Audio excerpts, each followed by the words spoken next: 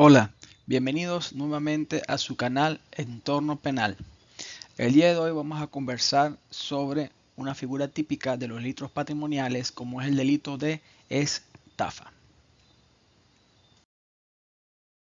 La base legal del delito de estafa en Venezuela se encuentra consagrado en el artículo 462 del Código Penal vigente, el cual señala lo siguiente: el que con artificios o medios capaces de engañar o sorprender la buena fe de otro, induciéndolo en error, procurare para sí o para otro un provecho injusto con perjuicio ajeno. Fíjense que en esta lámina vamos a diferenciar los tres elementos esenciales de la estafa. Resaltado el primer elemento en color azul, luego tenemos el error como segundo elemento resaltado en color verde y por supuesto en rosado el tercer elemento del delito. Es por eso que en esta presentación señalamos que los elementos esenciales del delito de estafa son tres. Primero tiene que haber un engaño, un artificio, que es la actuación o la conducta del autor del delito, sumado posteriormente a un error como consecuencia de ese ardid, que ese error lo produce la víctima, y posteriormente se debe producir un daño patrimonial, un perjuicio económico en perjuicio de esa misma víctima. Si no se dan estos tres elementos, no podemos hablar de estafa. Tienen que cumplirse los tres elementos para que podamos estar en presencia de un delito de estafa. El primer elemento es el ardid o artificios. Cualquier comportamiento puede constituir el engaño típico siempre que sea bastante idóneo para producir un error. El engaño puede llevarse a cabo por medio del lenguaje hablado o escrito, presentando un documento falso, por ejemplo, a través de acciones, por ejemplo, la provocación de un siniestro para cobrar un seguro, e incluso puede hablarse a través de gestos, puede haber estafa a través de gestos como afirmando con la cabeza, dirigiendo con el dedo, etc. Siempre que hagan incurrir en el error, se habrá y de luego que haya un acto de disposición, se habla de que hay estafa. Es necesario que exista una conducta desplegada del autor para engañar a la víctima. Ahora la pregunta que surge es la siguiente: ¿es posible la comisión por omisión en el caso de delito de estafa? La comisión por omisión sí es posible. Aun cuando se discute en la doctrina, ¿verdad?, si existe estafa cuando se callan los defectos o vicios de las cosas vendidas, en España el Tribunal Supremo admite la modalidad omisiva cuando no se declaran circunstancias existentes en el momento de contratar, que, de ser conocidas por la víctima, por supuesto, hubieran impedido la contratación, basándose en el deber de declarar estos defectos o circunstancias en virtud de los vínculos contractuales o el principio de la lealtad o la buena fe que debe existir entre las partes contratantes. En otras palabras, en caso de silencio del sujeto activo, para que se configure la estafa, se requiere que ese silencio vaya acompañado de un actuar engañoso, positivo, o bien que exista el deber jurídico de hablar o de decir la verdad. Ejemplo, la omisión de declarar un accidente al contratar la póliza de seguro para que luego sea cubierto por dicho daño. Igualmente, el artículo 463, numeral sexto del Código Penal, pone otro ejemplo de lo que es la configuración del delito de estafa cuando hay silencio, el cual señala que habrá estafa cuando alguien enajene o grave bienes como libres sabiendo que están embargados o grabados o que son objeto de un litigio.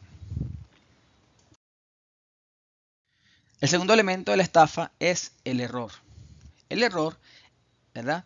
Para que exista estafa, tiene que producirse un error esencial en el sujeto pasivo, quien desconoce o tiene un conocimiento deformado o inexacto de la realidad, por causa de ese artificio, de ese ardid de la gente, lo que lo lleva a actuar bajo una falsa presuposición, a emitir una manifestación de voluntad partiendo de un motivo viciado, por cuya virtud se produce el traspaso patrimonial.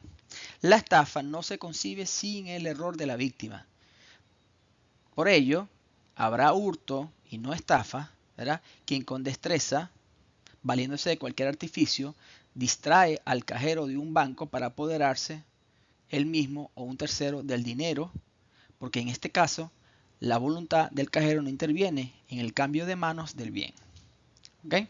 Por eso que se dice que el error es el que determina la acción de la víctima de la exposición patrimonial.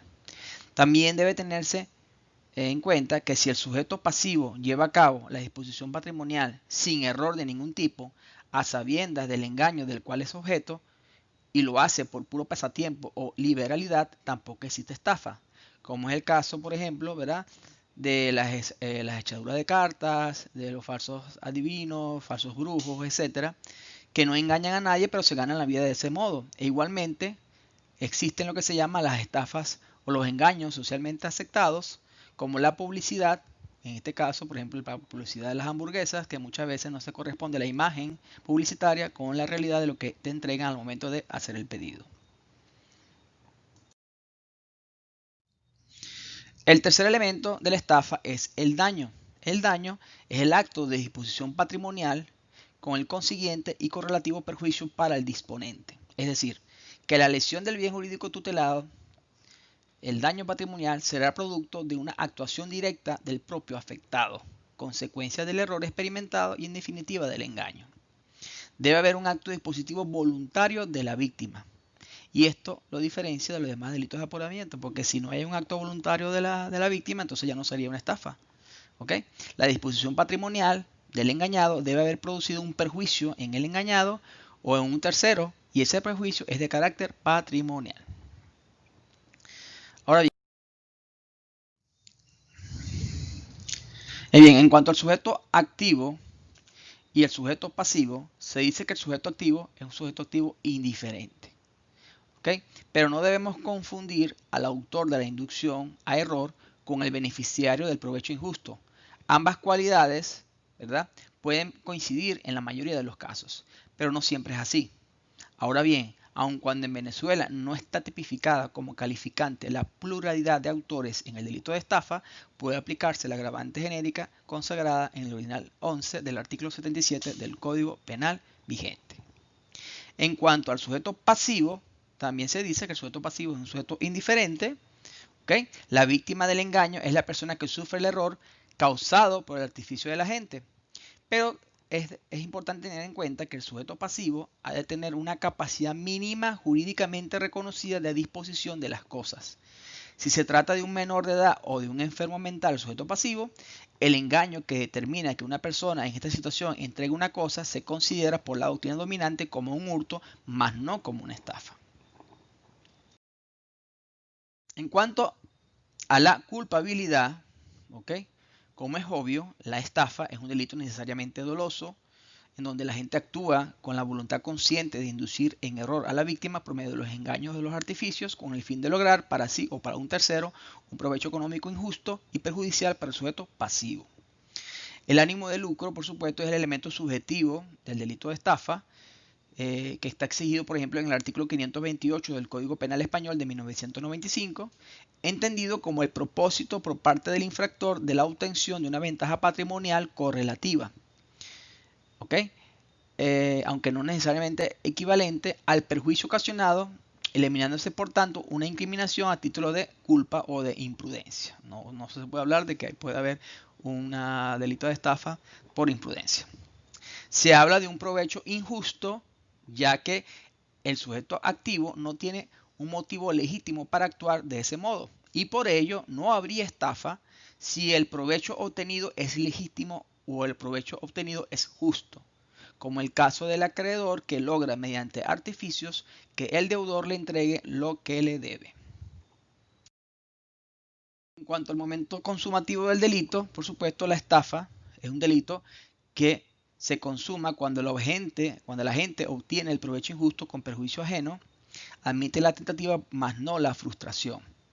Existe tentativa con la pura realización de la conducta engañosa, que puede ser los casos en los que se acepta una letra de cambio a un determinado plazo sin motivo de pagarla, sin ánimo de pagarla, y la estafa no se consuma hasta que no se produce el impago. Igualmente habrá tentativa cuando la intervención judicial o la intervención policial o la interpretación de demandas, etcétera, impiden oportunamente que se produzca el daño patrimonial. Un ejemplo del delito de estafa, muy conocido y muy aplicado por los estafadores, es el del falso boleto premiado.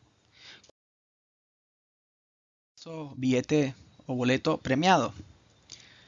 El modus operandi del falso boleto premiado está en la siguiente fase. Primera fase, el objetivo de estos estafadores son los adultos mayores, personas de mayor edad, ¿verdad? A cuales abordan, ¿verdad? Por el que ellos llaman el gancho número 1, son abordados y estos sujetos activos del delito le explican a estas personas que tienen un boleto premiado, el cual no pueden cobrar por X motivo, y por lo tanto les ofrecen en venta este boleto premiado a un precio muy por debajo de lo que van a obtener en ganancia, para que sea más atractivo para el sujeto pasivo la compra del boleto. Entonces, ese boleto premiado, por supuesto, es un billete falso, un billete similar a determinados boletos de lotería muy famosos en determinados países. Y luego, en el momento que está negociando con este boleto, se acerca el gancho número 2, que es una persona bien vestida, la cual se acerca y escucha la conversación y se muestra interesado en también adquirir parte del boleto. Entonces, a los fines de poder capturar y estafar a esta persona de la tercera edad, este segundo gancho, este gancho número 2, ofrece comprar parte o pagar pues parte del costo del boleto, para así darle cierta seguridad o darle tranquilidad a la víctima de que el negocio es lícito.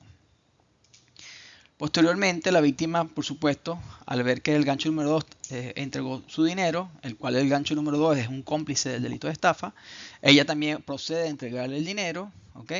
Y luego, cuando la víctima va a la agencia de lotería o al sitio donde debe cobrar el boleto, es cuando descubre que el boleto es falso.